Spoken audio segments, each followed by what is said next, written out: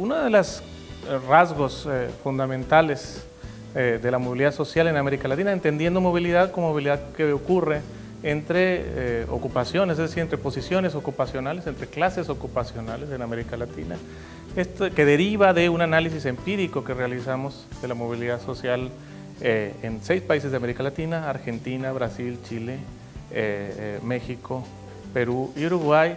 Es que, a diferencia de lo que podría pensarse a raíz de los cambios estructurales y el cierto estancamiento económico que experimentó la región en las últimas 3 décadas, los patrones de movilidad social intergeneracional en la región han permanecido con tasas absolutas de movilidad alta, es decir, las personas, su posición en la estructura de clases ocupacionales ha cambiado significativamente con respecto a sus padres, tasas de cerca del 65-70% por país, lo cual contraviene la idea de que América Latina es una región de baja movilidad social. Esto es por una parte. Entonces, esta es, digamos, la nota positiva. Buena parte de esta movilidad es ascendente, y lo cual responde en buena medida a la reestructuración de los mercados de trabajo en América Latina, de ocupaciones rurales o ocupaciones manuales de baja calificación hacia ocupaciones no manuales de baja y media, incluso también de alta calificación en la región. Esto por una parte, es la nota, digamos, positiva. Ahora, si uno analiza con mayor detalle 2 factores adicionales. El primero es cuál es el patrón de movilidad o de asociación que existe entre orígenes y destinos sociales de las personas. Lo que uno encuentra es que son oportunidades de movilidad social que tienen 2 características. La primera, predomina movilidad de corto y de medio alcance, es decir, movilidad entre posiciones jerárquicamente contiguas, la movilidad de largo alcance, la movilidad que implicaría cambios sustantivos en las condiciones de vida de las personas, es considerablemente menos frecuente.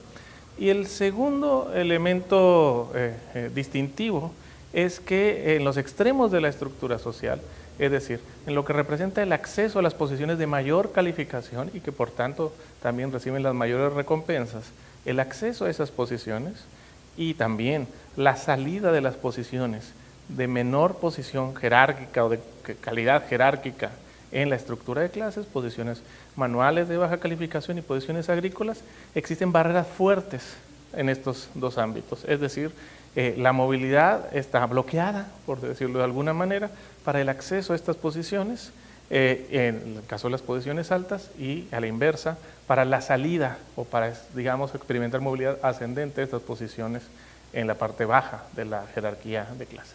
El trabajo que publicamos recientemente sobre movilidad social en América Latina no toca esos puntos, pero sí podría decir que es uno de los temas pendientes en la agenda de investigación sobre estratificación y sobre todo sobre reproducción intergeneracional de la desigualdad en América Latina. Es decir, ¿cuáles son los mecanismos que propician la reproducción de la desigualdad? ¿Cómo podemos identificar esos mecanismos? Uno de esos mecanismos se asocia a la discriminación, es la discriminación.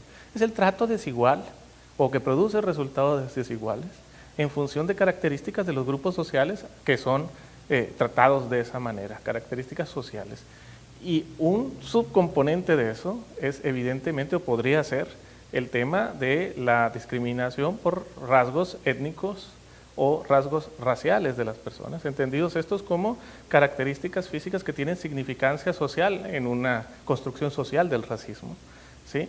Y que, del cual conocemos poco en términos de la investigación sobre movilidad social intergeneracional. Conocemos poco sobre sus efectos. Existe investigación, por supuesto, en América Latina sobre racismo, existe investigación sobre discriminación, pero esta investigación está enfocada fundamentalmente en prejuicios o en prácticas, digamos, inmediatas, por llamarlo de alguna manera. Sus efectos de largo plazo, intergeneracionales, en la acentuación de la desigualdad de oportunidades y, por tanto, la reducción de las posibilidades de movilidad social de las personas, han sido menos analizados. Entonces, por supuesto, es un tema importante que tendrá que desarrollarse en una agenda futura de investigación. Mira, el tema de la educación y la movilidad social es un clásico en los estudios sobre estratificación y movilidad social. Y es además un tema de inminente o de gran importancia en la política, en el ámbito de la discusión actual de política pública y política social y ampliación de oportunidades en América Latina. Entonces es importante digamos, desmenuzar cuál es el papel de la educación en la movilidad social. Ahora, para esto uno tiene que entender que la educación puede funcionar como una especie de espada de doble filo. Por una parte, se dice que la educación es el mecanismo clave o la vía de acceso clave a la movilidad social. El acceso a la educación garantiza oportunidades de movilidad social ascendente, pero por otra parte, desde las perspectivas más reproductivistas, se plantea que la escuela y en general el sistema educativo funciona como una institución reproductora de desigualdades sociales a través de la desigualdad de oportunidades educativas. Entonces, planteada la cuestión de esa manera, uno tendría que preguntarse efectivamente, con estudios empíricos, cuál es el papel de la educación. Y uno tiene que entender que el papel, y creo que esta es la idea central que me interesa transmitir, el papel de la educación como mecanismo de movilidad social, y para ser más claro, como ecualizadora, es decir, como vehículo para ampliar las oportunidades de movilidad social ascendente, depende fundamentalmente de dos cosas. Lo primero es la reducción de la desigualdad de oportunidades educativas, es decir, que el origen social de las personas, que su origen de clase, sus orígenes económicos, sus orígenes étnicos, su género, etcétera, no afecte sus rendimientos y resultados educativos. Y esto se asocia a la construcción de instituciones educativas que son capaces de igualar el terreno, ¿sí?, y reducir esos efectos adscriptivos o de circunstancias sociales de orígenes sobre los destinos educativos de las personas. Pero este es solo un componente.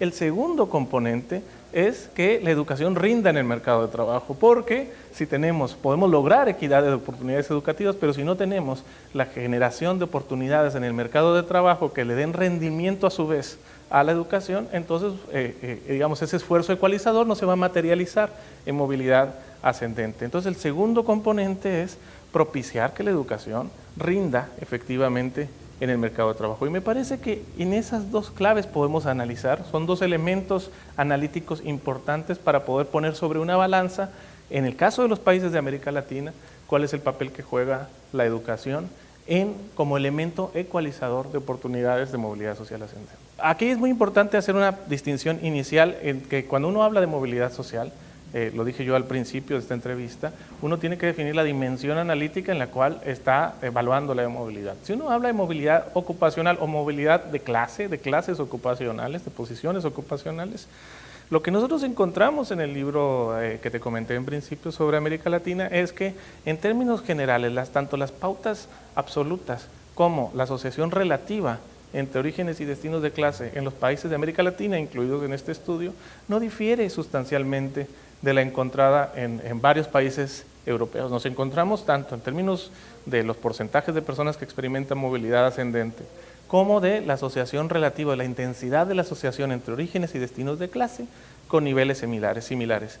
Y esto es de llamar la atención, conociendo los niveles de desigualdad, particularmente desigualdad en la distribución del ingreso que tienen nuestros países de América Latina comparado con los países europeos. Entonces, esta es la primera parte de mi respuesta. La segunda tiene que ver que si uno analiza, cambia de dimensión y pasa de la dimensión de clase ocupacional a la movilidad económica, entendida esta como movilidad en los ingresos o movilidad en el nivel de riqueza, lo que encuentro es que las sociedades latinoamericanas, la investigación es menos sólida en este sentido, pero la evidencia que uno tiene es que las sociedades latinoamericanas son mucho más rígidas que las sociedades europeas. Son sociedades donde existe mucha mayor asociación entre orígenes y destinos de clase, lo cual, por supuesto, produce o genera una pregunta de investigación que todavía no tenemos del todo resuelta. Es decir, ¿cómo es posible que en sociedades latinoamericanas, que en las sociedades latinoamericanas observemos esta especie de disociación entre una alta o relativamente alta movilidad intergeneracional de clase y una baja movilidad económica? Y respuestas posibles, entre ellas se encuentra el hecho de la gran transformación que sufrieron los mercados de trabajo latinoamericanos en las últimas 2 o 3 décadas, los procesos de reestructuración económica, de evaluación de posiciones, como las posiciones no manuales de baja calificación, que implican que muy probablemente buena parte de la movilidad intergeneracional de clase ascendente que uno está observando no necesariamente se traduce en movilidad económica. Y por ahí están las posibles explicaciones, pero la verdad es que tenemos muchos elementos pendientes en la investigación para poder, digamos, desenmarañar este acertijo sociológico económico en la movilidad social en América Latina.